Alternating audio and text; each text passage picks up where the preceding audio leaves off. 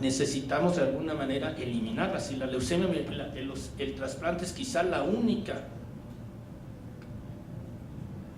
herramienta que tenemos actualmente que podemos decir que hemos curado pacientes. Hay pacientes que se han trasplantado hace 20 años o 25 años donde no encontramos ninguna célula tumoral y el paciente vive perfectamente, con pacientes no relacionados, donantes no relacionados. Entonces este punto es muy importante y lo vamos a ver más.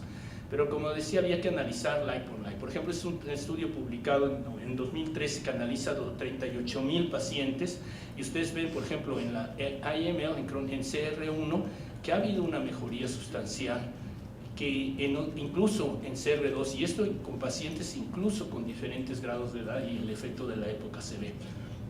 También el factor de edad. Si analizamos pacientes de esta curva, pues a esos pacientes les ha ido también mejor, pero también en pacientes de 60 años vemos que aún pacientes con malignantes el tiempo, el uso de nuevos medicamentos nos ha permitido llevarlo, y también en condiciones no malignas, y esto está recientemente publicado por la British Society of Bone Marrow Transplantation. Como decíamos, ha habido también un cambio en el uso de donantes. De ir de un donante no relacionado, relacionado el tener 28 millones de donantes, el uso de cordón umbilical con más de 900,000 unidades de cordón umbilical en el mundo, con el concepto de que uno con ellas ha roto la barrera del HLA, la barrera de histocompatibilidad, que todavía se refleja más en el haploidéntico, donde uno ya no está usando una diferencia de un solo mismatch, pero incluso 6 de 6, pues ha llevado un cambio de todo esto. Y esto está siendo algo que está cambiando en el mundo. Estamos viendo un incremento del uso de haploidénticos, incluso algunos grupos en Johns Hopkins ya no van por el no relacionado, van directamente por el haploidéntico. Y en el haploidéntico ahora se empieza uno a preguntar cuál es el mejor haploidéntico. El haploidéntico que es el padre del paciente, o el haploidéntico que es el gran nieto del paciente. Porque ahí uno empieza a ver que quizá las opciones de las fuentes que le está uno dando de células madres van a tener mayor o menor sobrevivencia en términos de telomerasa, en términos de mutaciones acumuladas. Sabemos que conforme uno progresa en la vida, uno acumulando número de mutaciones, y muchas de ellas van a ser lo que le llamamos el multipunch. Uno desarrolla el concepto de cáncer como un mecanismo donde necesita uno por lo menos 5 mutaciones que lleven al escape, al control inmunológico, y que lleva a toda la generación de células malignas. Y no es lo mismo usar un donante anciano que un donante pequeño. Sin embargo, aquí viene otro concepto. Al dar el nieto, está uno en ese momento también incrementando las diferencias, no solamente de HLA, pero también de otros genes y otros polimorfismos que no sabemos, y la pregunta es si esto va a llevar a mayor grado de rechazo, sobre todo crónico. Entonces todo esto nos lleva a preguntarnos cuáles son los criterios que tenemos que usar para obtener el mejor donante. ¿Cuáles son los criterios que pueden hacer que yo le pueda decir a Jorge, porque ayer yo le decía, ¿por qué el no relacionado? Y obviamente que el no relacionado es el mejor en un momento dado, porque es el que nos permite obtener al donante que le da el mayor injerto contra la leucemia. Si pudiéramos no tener injerto contra huésped, si pudiéramos no tener complicaciones serias. ¿Y cómo podemos lograr ese donante? Todavía no lo sabemos. ¿Cuál es la receta que eso lleva? Por ejemplo, HLA matching es un criterio que ha cambiado tanto, todavía no sabemos qué es HLA matching. Por ejemplo, esta curva que les mostré ya les hablaba del concepto de una sola diferencia, del 10 de 10, 9 de 10 o 8 de 8. A este paciente yo no lo trasplantaba realmente, porque vean sus opciones de vida, le daba yo un haploidéntico mejor en este caso, ¿no? ¿Y cuáles son los genes que tenemos que igualar? ¿Son todos ellos dentro de los que yo mencioné, o algunos son más importantes? ¿Estamos hablando de A, B, C, D, R, D, Q, o estamos hablando de otros? Aquí vemos la diferencia, como decía, de múltiples mismatches o una diferencia de sobrevivencia. Nuestros datos muestran que HLA es importante, pero B es incluso más crítico, y DQ. Esto no es cierto para los americanos. Por ejemplo, aquí ven el impacto de una diferencia de HLA-B cuando el paciente es 10 de 10, pero la diferencia es 9 de 10 porque hay un mismatch de HLA-B, la curva es peor. Y esto habla de que HLA-B que sea importante. Esto es con DQ, los americanos ni tan siquiera tipifican DQ. O sea, esto no lo consideran importante, por eso ellos hablan de 8 de 8. Y sin embargo, vean, 10 de 10 y un DQ es importantísimo, o sea, 9 de 10 aquí lo ven. Y esto nosotros en Inglaterra ahora hace que tipifiquemos al paciente incluso por DP.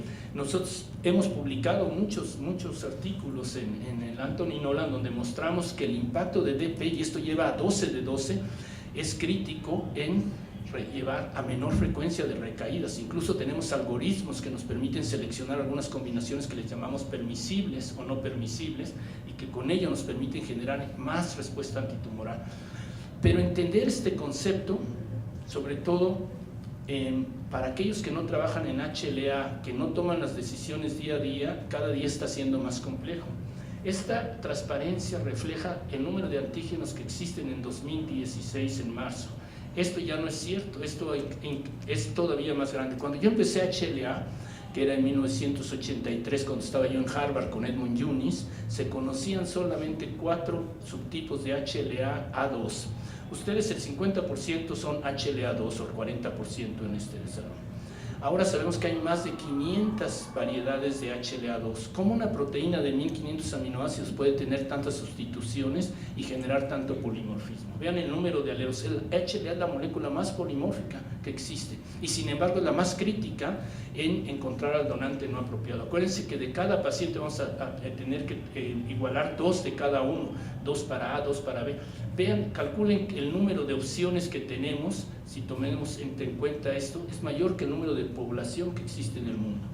Y actualmente estamos introduciendo metodologías que nos van a permitir no solamente ver regiones polimórficas que antes creíamos que eran críticas en las moléculas de HLA, pero ahora todo el género. O sea, esta es una máquina que se llama Pacific Bioscience, que nos permite hacer secuenciación de tercera generación. Esto lo está implementando el Anthony Nolan. Con esto yo puedo secuenciar no ya 400 bases o 500 bases. Cuando yo estaba en Stanford, hacía yo secuenciación y tenía yo que estar haciendo ligaciones de 200 aminoácidos, 200 nucleótidos uno por uno para hacer una secuencia de 1200, 1300 nucleótidos. Esto se lleva 5000, 10000, 15000 nucleótidos en una sola barrida a velocidades extraordinarias, incluyendo regiones intrónicas. Y lo que no sabemos es si las variaciones intrónicas tienen o no importancia. Ustedes les va a tocar mucho entender esto porque lo que vamos a tener que tener es una gran cantidad de informática alrededor de toda esta información para encontrar al donante y esto. Y esto lleva esta caricatura que la hice hace muchos años, me pasé mucho tiempo haciendo esta transparencia en Macintosh cuando tenía yo la primera Macintosh que salió, que era una cajita, y esa habla que tan viejo estoy. Y estaba yo, la compré en Harvard, me acuerdo de esa primera computadora cuando estaba yo haciendo mis primeros años allá, que salió en 1984-85 esa. Y esto, en ese entonces, me pasé ahí un buen día haciendo estos dibujitos hasta la clavija aquí con rayos electrónicos. Pero el hecho es que realmente esto todavía sigue siendo cierto. Encontrar al donante idéntico es casi como ir a Las Vegas. Y como yo les digo, HLA-B es importante, HLA-DQ. Y si van el año que viene HLA-AH, les van a decir que no es cierto y que el otro... Esto es como el sabor del mes, el flavor of the month, ¿no? O sea, es como si fuera uno a una barquillería y nos dijera, no, ahora el sabor es piña y el sabor es pistache, porque no entendemos todavía este gran polimorfismo. Y con este mensaje lo que yo estoy diciendo es que quizá el concepto y el paradigma de HLA hay que pasar, hay que barrerlo, y por eso es que lo de haploidéntico está siendo tan fabuloso. Si esto fuera menos, nuestros estudios muestran también que el igualar no solamente HLA, pero la condición de citomegalovirus entre el donante y el paciente es crítica. Citomegalovirus, como ustedes saben, es un virus muy común y aquí, aunque la población es muy joven ya, el 40% de ustedes son citomegalovirus positivos. Y para las poblaciones que son arriba de 40, de 50, 70 en México, 80% de la población es citomegalovirus positivo. Este virus, como sabemos, no nos provoca en principio ningún problema, aunque ha sido asociado con hipercolesterolemia y mortalidad más temprana, pero en general no nos provoca mucho problema. Sin embargo, si yo les contara a aquellos que son citomegalovirus por arriba de 40 años positivo y contar el número de linfocitos que reconocen, por ejemplo, aquellos que son HLA-2, el número de linfocitos que reconocen un péptido en el contexto de HLA-2, y debo decir que ese péptido, que todos los que son HLA-2 presentan el mismo motivo de una proteína de citomegalovirus que se llama PP65, y todos van a presentar ese mismo fragmento para las moléculas, para los linfocitos T, que lo van a reconocer. Fue identificado por una estudiante mexicana con Alejandra Solache, que